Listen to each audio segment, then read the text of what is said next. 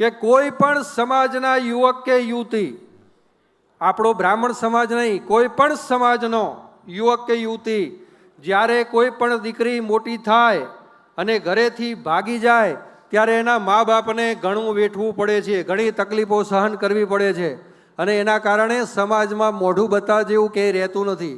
કાયદો એવું કહે છે કે 2 સાક્ષી લાવો એટલે લગ્ન થઈ જાય, પણ લગ્ન માટે સનાતન ધર્મ પ્રમાણે, વૈદિક સંસ્કૃતિ પ્રમાણે જ્યારે કોર્ટ સર્ટી લેવા જાઓ ત્યારે હિન્દુ શાસ્ત્રોક્ત વિધિ પ્રમાણે તમે એ મેરેજ કર્યા છે કે કેમ એના સર્ટી રજૂ કરવા પડે છે, બ્રાહ્મણની સહી જોવે છે.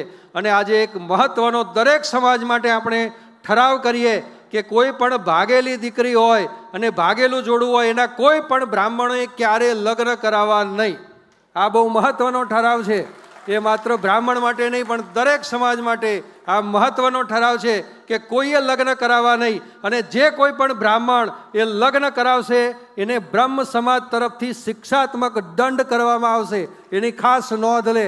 માટે આજ પછી કોઈ પણ લવ મેરેજ ભાગીને લગ્ન કરતા માટે આ ધર્મ સંસદની અંદર મોટામાં મોટો આ ઠરાવ પસાર કરવામાં આવે છે અને એનું અનુમોદન આપણે બધા કરીશું. બોલો, આ ઠરાવ મંજૂર છે?